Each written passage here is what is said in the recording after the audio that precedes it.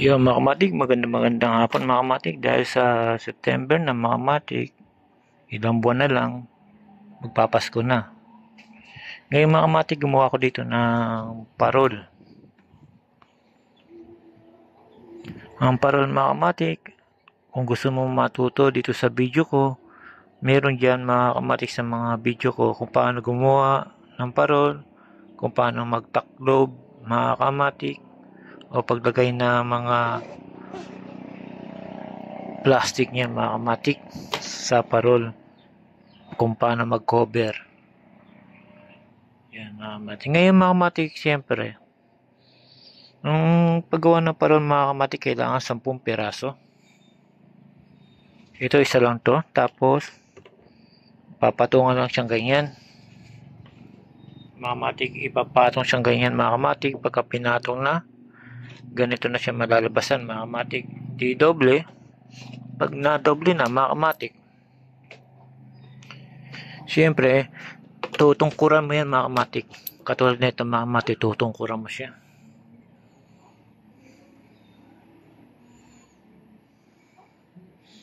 Yan. Pinalobo na natin, tinungkuran na natin. Ang gagawin ko mga kamatik, yung parol ay yari sa plastic bag mga kamatik. Dahil dito mga kamatik, ang hirap maghanap ng charol dito mga kamatik, malayo sa bayan. Meron ako dito mga plastic. Kaya mga kamatik, gagawa ko ng parol na yari sa plastic bag. Mga ganito mga kamatik. Yari sa plastic bag yung parol na gagawin ko mga kamatik. Yan, ngayon katulad na ito mga kamatik, lalagyan ko ito ng pangkalang para lumobo siyang ganyan mga kamatik. Ganyan ang paggawa mga kamatik. Mamaya ituturo ko kung paano mag-cover niyan mga kamatik. Simpleng pag-cover na parol. Ngayon mga kamatik, palulubuin ko muna nito. Lalagyan ko ng kalang. Yung mga kamatik, ito na siya. Yung mga kamatik, 3 parol na binuo ko ngayong araw. Ito saglitan lang, pero di ko pa ito mababalutan kasi mga kamatik, niragbihan ko yung gilid niya.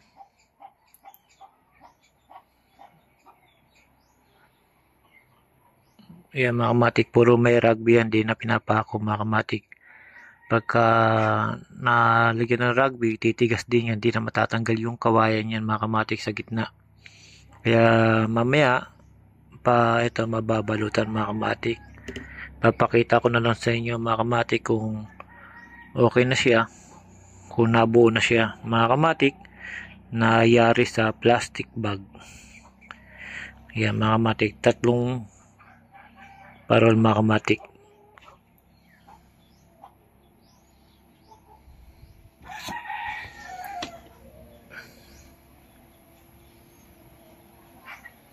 Yung mga kamatik, hanggang dito na lang mga kamatik.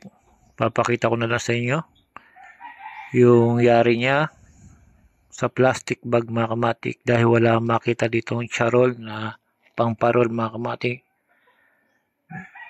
Ang gagawin ko na lang, plastic bag na lang gagamitin natin.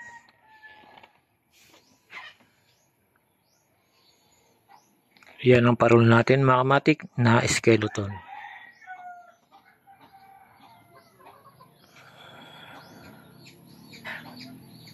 Itong parol mga kamatik, pagka natuto ka na ito, pwede mo inegosyo, pangbenta mo mga kamatik, lalo na pagka maganda yung pagkakayari mo mga kamatik, maganda din ang presyo niya mga kamatik.